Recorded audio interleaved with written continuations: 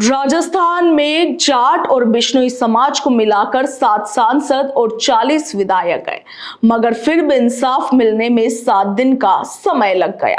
ये कितना बड़ा दुर्भाग्य है। सोचिए, यदि डॉक्टर राकेश बिश्नोई की जगह किसी ऐसी जाति के बच्चे के साथ ये घटना हो जाती जिसका राजस्थान में एक भी विधायक नहीं है, तो उसे इंसाफ मिलने में कितना समय लगता, उसके साथ कौन खड़ा होता।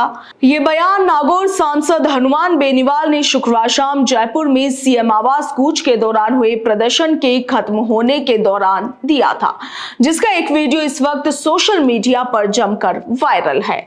हनुमान बेनीवाल ने अपने इस बयान में आगे कहा कि हमारा मकसद सीएम आवास कूच नहीं बल्कि जोधपुर के एसएन मेडिकल कॉलेज के रेजिडेंट डॉक्टर राकेश बिश्नोई के परिवार को न्याय दिलाना था। एसएमएस अस्पताल के मोर्चरी पर 6 दिन तक जाट और बिश्नोई समाज के लोगों द्वारा विरोध प्रदर्शन करने के बावजूद जब एक भी सरकारी अधिकारी या मंत्री मौके पर नहीं पहुंचे तो सरकार तक अपनी बात पहुंचाने के लिए कूच का ऐलान किया गया था।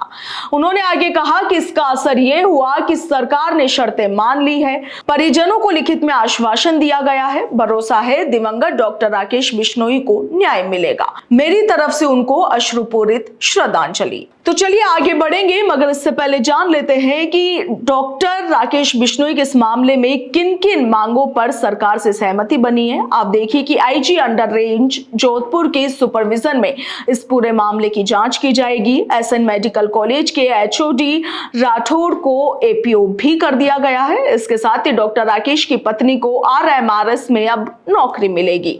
उच्च स्तरीय कमेटी का गठन इस पूरे मामले की जांच के लिए कर दिया गया है। एक आरपीएस, एक प्रशासनिक अधिकारी, एक फॉरेंसिक डॉक्टर और एक अन्य डॉक्टर इस कमेटी में शामिल रहेंगे। यह हाई पावर कमेटी 45 दिन में अपनी रिपोर्ट राज्य सरकार के सामने प्रस्तुत करेगी। यह कमेटी घटनाक्रम से लेकर कॉरिडोर बनाकर जयपुर एसएमएस में भर्ती करने तक के पूरे घटनाक्रम की बारीकी से जांच करेगी। और आप देखिए कि जयपुर में बारिश के बीच सड़क पर बैठकर हुए इस प्रदर्शन के दौरान एक मौका ऐसा भी आया जब हनुमान बेनीवाल ने अपने ही समाज के जनप्रतिनिधियों की आलोचना करनी शुरू कर दी। बेनीवाल ने कहा कि 7 दिनों से जाट बिश्नोई परिवार में चूल्हे नहीं जले हैं। हमारे समाज के मंत्री विधायकों को शर्म आनी चाहिए। सिर्फ एक सांसद और एक विधायक आपके बीच बैठा है, बाकी सब नेता गायब है। जब वो आएंगे तो आप उनसे सवाल करना कि वे कहां गायब थे। उन्होंने कहा कि ऐसा पहली बार नहीं है जब मैं अकेला किसी की मदद के लिए आगे आया हूं। इससे पहले भी ऐसे कई मौके आए हैं जहां हनुमान बेनीवाल ने सड़क से संसद तक लोगों के हक के लिए अकेले ही लड़ाई लड़ी है। फर्क बस इतना है कि अगर वो लोग साथ होते तो हमारी आवाज और भी ज्यादा बुलंद होती और न्याय मिलने में इतना समय नहीं लगता। डॉक्टर राकेश बिश्नोई ने कथित तौर पर 13 जून को जहर खा लिया था और अगले दिन जयपुर के एसएमएस अस्पताल में उनकी मौत हो गई थी।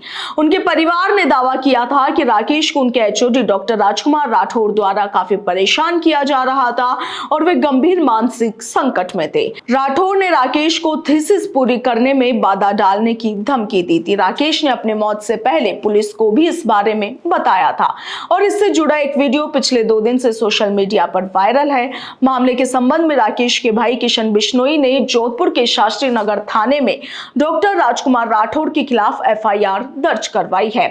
कार्रवाई के लिए परिजन पिछले 7 दिन से एसएमएस अस्पताल के बाहर बैठे थे। अब सरकार से सहमति बनने के बाद डॉक्टर राकेश बिश्नोई के शव का पोस्टमार्टम करवाया गया, जिसके बाद आज उनका अंतिम संस्कार भी किया जाएगा।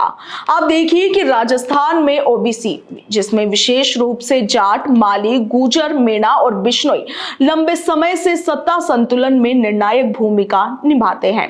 राजस्थान का शेखावाटी इलाका जाट बाहुल्य क्षेत्र है, मगर सीकर, झुंझुनू, नागौर के साथ जोधपुर क्षेत्र में जाट समाज का पॉलिटिक्स में बड़ा दखल रहता है।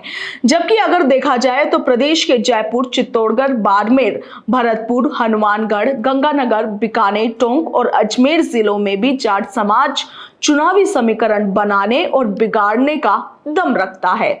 राजस्थान की 200 विधानसभा सीटों में से 15% से अधिक सीटों पर जाट समाज का कब्जा रहता है, मगर ज्यादातर नेता भाजपा और कांग्रेस के टिकट पर चुनाव लड़ते हैं।